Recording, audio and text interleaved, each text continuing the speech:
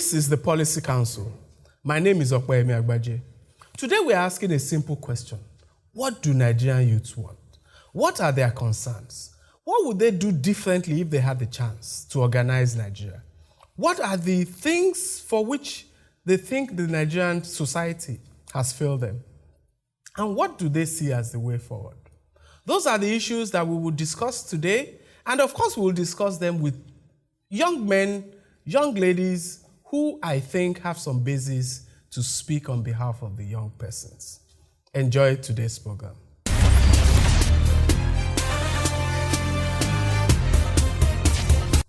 I've managed to put together a panel that contains some young men and ladies who perhaps may have some basis to attempt to speak on behalf of the youth.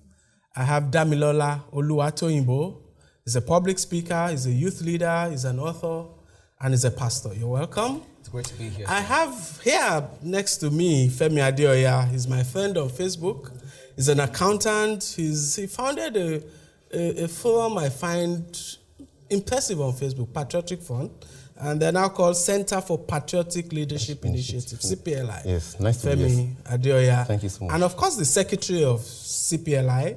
She's a lawyer as well, Eno Ebito. You're all welcome. Thank you. Let me start with Damilola. If you were asked to summarize what you think are the concerns of Nigerian youths, what would be on top of your list? I think at the core of every human heart, there is one desire. Can I have a better future? The reason we wake up early in the morning, go through traffic, if you live in Lagos, and sweat all day long is because you're trying to create a future that is better than what you've been exposed to. So the Nigerian youth is looking for hope. Will I have a job after school? Will I pass JAM, the first time or the second time or the third time? Will I get the kind of money that I need to survive in this very hostile economy and environment? What are the guarantees that if I raise kids here, they won't be cut down by a bomb blast or a car crash? So I think that the Nigerian youth wants hope. Whether he interprets it through the right methodology or otherwise, a totally different story. But the central thing is, I want a better future. Let me come to Femi Adeoya and ask this, perhaps the same question in a different way. Why do you think your members in Patriotic Forum or CPLI, why do they join Patriotic Forum? The Patriotic Forum started about a year ago, by a group of young Nigerian professionals. We saw that there was a need to go beyond the usual armchair criticisms that were noticeable in Facebook. Because of the advent of social media, a lot of people have gone into it, and there's this need for everybody to want to have a part in the government. They want to criticize the government. But we saw that there was a need to go outside of this and to engage the establishment. So Patriotic Forum started, and we brought in a group of Nigerian professionals who are cut across all ethnic divide, through all religion, all across the country, in the Nigerian diaspora. And when we started, a lot of people came in, and it was a lot of people with passion came in. And then we have just that one desire. We want a better and rewarding future for the country. Last year, November, we thought of a campaign we can start, and we started with the Key Corruption campaign. That campaign, as I speak, we have launched it in Lagos, and we are still going all through the country to, try to broadcast it. We know that corruption is one major societal menace that has been one of the greatest problems this country is witnessing. And we have found that corruption has also caused a lot of poverty. It has reduced the economic life of a lot of people. So we thought that what can we do? So we started with this corruption campaign, and it has been nice. And we are also doing a lot of initiative. Now, Patriotic Forum, we saw that we cannot just remain on Facebook as Patriotic Forum. We decided that let us now, metamorphosize. That was what brought about CPLI, which is Center for Patriotic Leadership Initiative. Let me ask Eno, what do you think are the objectives of CPLI, and what are the predominant thoughts of your members in CPLI? The objective is to contribute to good governance in our country, Nigeria, to participate in nation building. That is the objective. And the predominant thought of our members is to establish a system that works in Nigeria, because many people could come in with very good ideas, but the system cannot support the ideas. So we want to participate in governance, whether by giving ideas, whether being in active seat of power, not just being in the corridors of the power, and by all the means that we can. So this is the predominant thought of our members, and this is what we intend to do. Let's take a short break on that note, and we'll be back right after this break.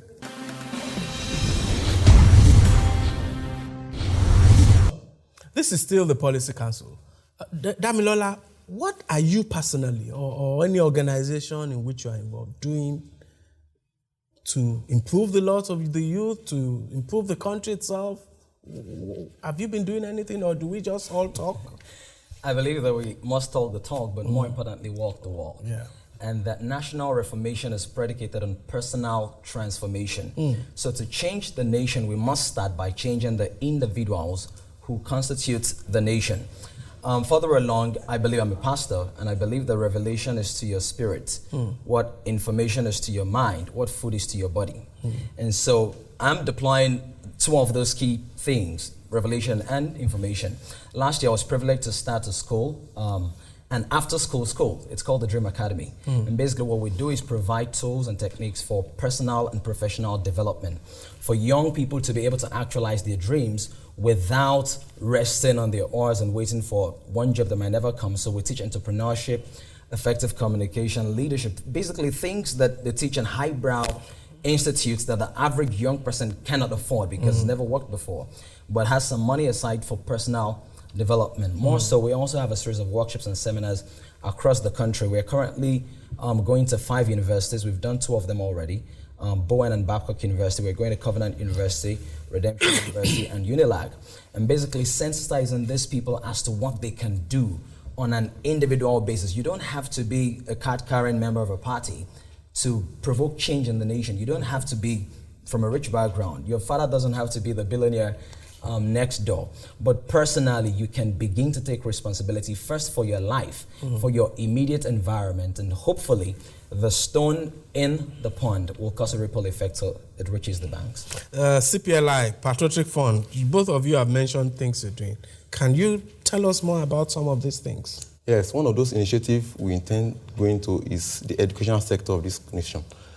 Commitment and character is the most important trait, of an employee. If you have the opportunity to take just one, take character.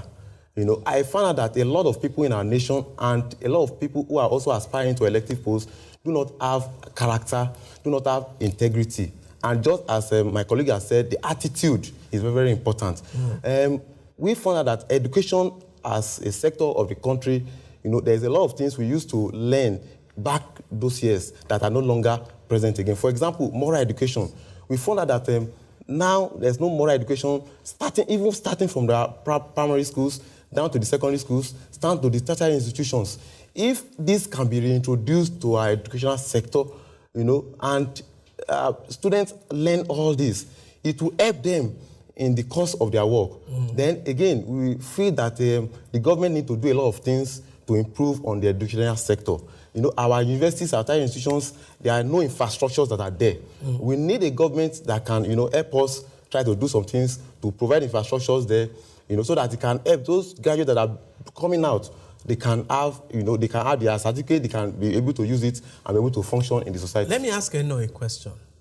Do you think, that the problem of Nigeria is about the age of those in government? Is it a generational thing? Are the youth, the younger, the 30s and 20s, are they necessarily better? Is there any assurance that if we handed power over to the youth today, that Nigeria will be a better place? Well, that is a question I've asked myself personally. Now, I think that the elders, those who are still in government of today, if they are pointing a finger at the youth, that the youth would not make better leaders, then the fault lies squarely with them. Because this is the seed that they sowed, and that is what we're reaping now. Fine, if they were not able to sow good seeds, it's time to hand over the baton. Let the youth also be tried. Now, the youth have done quite a lot. They've done well. Now, perhaps because of economic power and some sort of, lack of training, political training. Yeah. Perhaps they've not been able to get there yet, but we can see the change in the system now.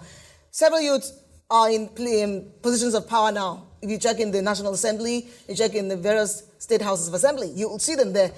And they are doing pretty well. No, if you check the current crop of leaders that we have coming out of the youths, you check their thought process, because they have been pretty much exposed, just that they've not had opportunity to hold power or to exercise power. I'm sure that we can say that these people have done well. And I think it's time for them to be given the chance. Anyhow, are the elders, are they going to take power to the grave? There's got to be some sort of transition. And I think that the time is now. The youth say the time is now. They want better education. They want employment. They want a better future for themselves. Thank you, gentlemen and lady, for coming on the Policy Council. My name is Onyema Kinzago. I live in Lagos, where things are getting better every day. Our school has just been renovated. And they give us free notebooks too. Going to school is easier and safer for students like me because I can cross the highway using the footbridge. And I use the BRT bus, which is fast, convenient, and free for students like me. I enjoy looking at the beautiful streets on my way to school. And the many street signs tell me where exactly I am. When I get to Basic 12, the government will pay the fees for my GCE and NECO examinations. I am happy. My mom and dad says all these good things are happening because they pay their taxes. I hope to pay my taxes when I grow up and start working. Have you paid your tax? Pay your tax. It's your civic responsibility. It's your duty. It's the law.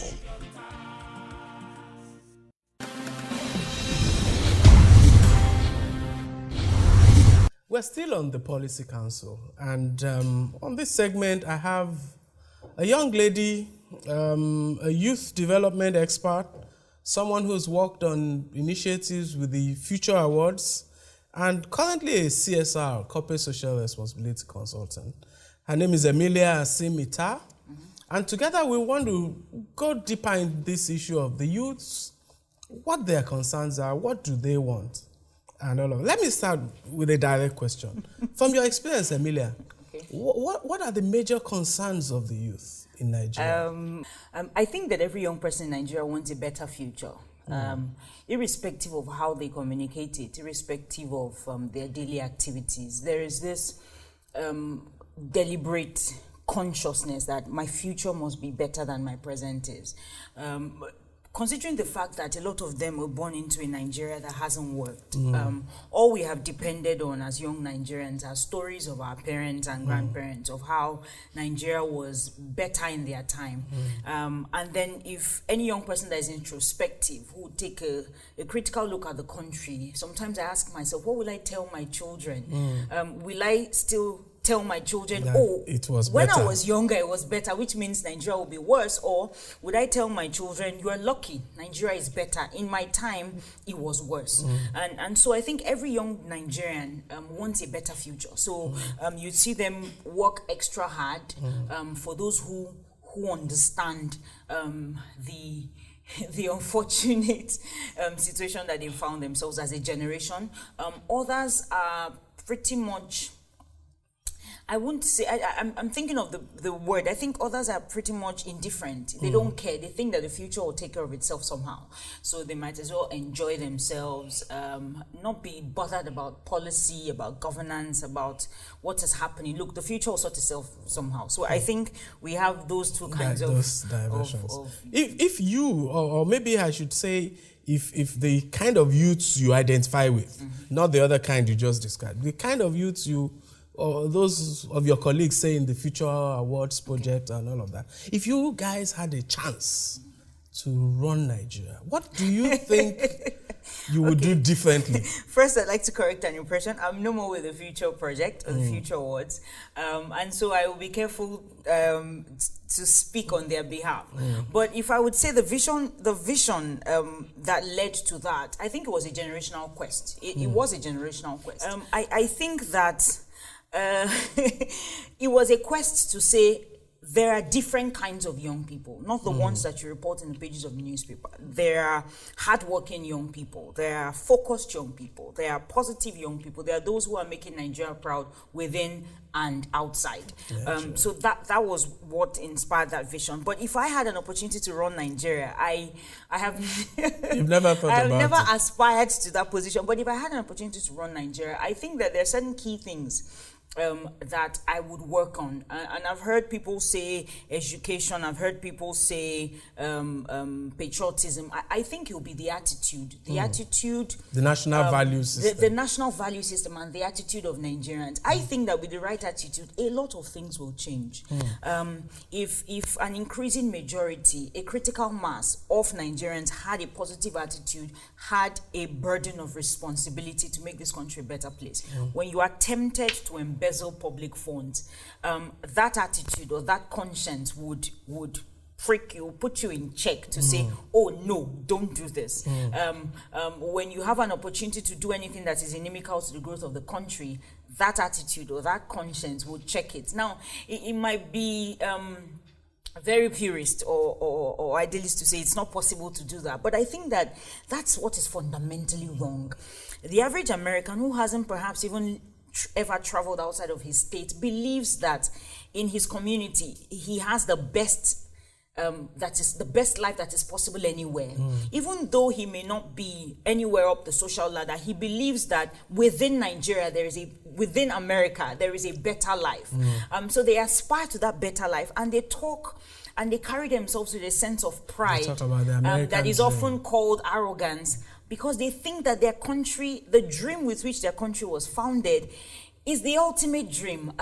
What I see in Nigeria, and I was telling the person that it's possible now to shoot a film in Lagos that would not have any slums, that would make someone believe that there are no slums in Lagos. And that's what we see when we see images of other countries. So I think it's possible for us to speak about our country as though things were better, and not just in speaking, because in speaking will just be mere rhetoric, but to say that it is possible to build this country. So if we have that consciousness, I think that's what I'll work on first as president. And I think that with that consciousness, if proper structures are put in place, systems that check themselves, so to speak, structures in business, more of control measures, so to speak, where one person cannot be too powerful, one person cannot have access to too much wealth.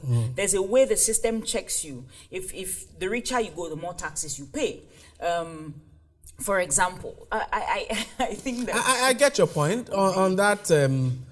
On the presidential thoughts of Amelia Scimitar. Let's take a short break. Right. We'll be back. My name is Ibrahim Kazim. My job to ensure a cleaner Lagos become more easier with better equipment like waste disposal truck, new residential waste bin, and many more. Fellow Lagosian, your taxes have enabled government to acquire more compactors for waste disposal. I pay my tax too. Pay your tax. It's your civic responsibility. It's your duty. It's the law.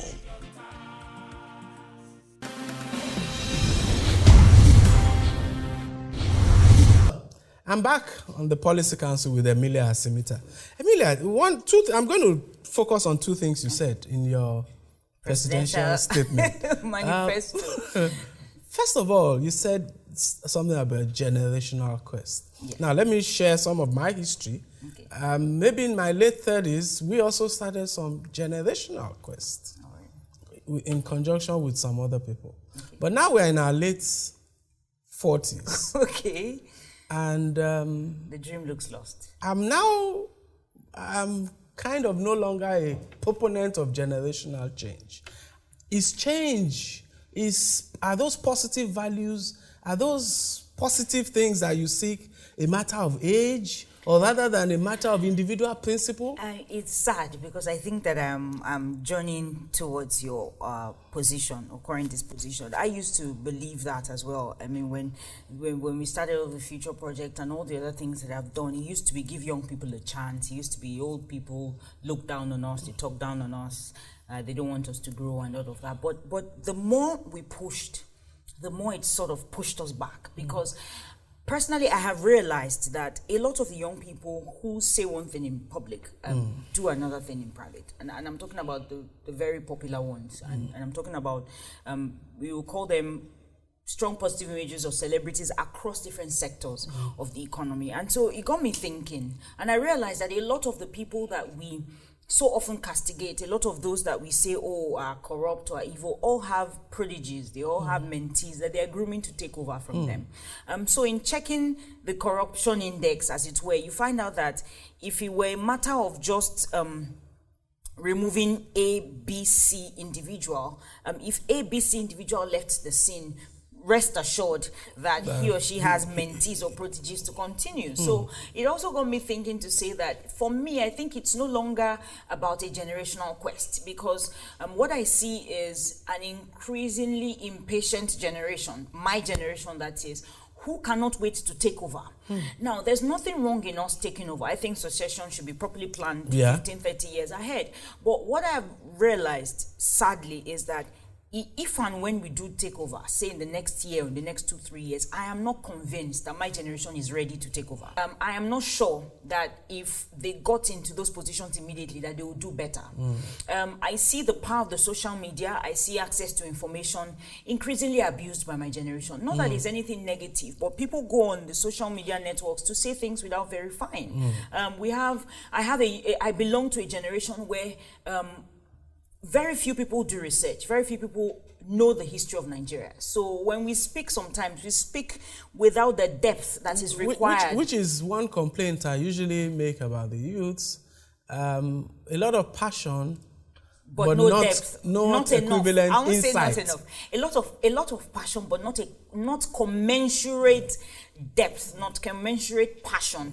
And like I said, the power of the social media, citizen journalism, the opportunity to hear yourself and be heard, the opportunity to speak and have a voice. We have suddenly found a voice, I would say. But what have we done with our voice? Are we abusing our voice, or are we making the best use of it? So yes, a generational quest is important at all times, but just how well will we do if and when we do get there? Then you and I are probably agreeing on something. That probably the problem is not about generations, it's not about age. It's about the institutions around the country. It's about the structure of our society. And like you very well said at the beginning, the value system that has It's a value system. I don't know. I don't think that there is a formula, and I like to rely on comparative analysis and studies. And I've tried to read up, in other societies. I don't think that there's any corrupt-free society, as it were, anywhere in the world. But I think what other economies have been able to do is to check corruption, is to fight corruption to a particular level that it's not. It doesn't constitute a nuisance as it does in Nigeria. It's not institutional. It's not in institutional and monumental proportions as we have in Nigeria. So I think that if there were a formula, I would buy it for the most expensive prize in the world to check corruption. Or it's clear. I mean, it's obvious that everybody can see that the certain sources of wealth and income are not genuine. And those people still walk the streets free. Those people still are referred to as role models. They still carry themselves around as strong positive images. And they walk free and nothing happens. That says to my generation that, look, it's just a matter of time. When I get in there, I will do same. But maybe I'll pity my children. Maybe I'll pity Nigeria and I'll do a little bit more for the country and less for myself. It's been a fantastic discussion. Emilia, thank you very much for coming. So much for having me. And I know that perhaps by the time your generation takes over, you'll do slightly better. Or maybe significantly better. I hope that many more people would be awakened to this consciousness so that we can do better. Thank you very much for coming. Thank you so much for having me. Thanks.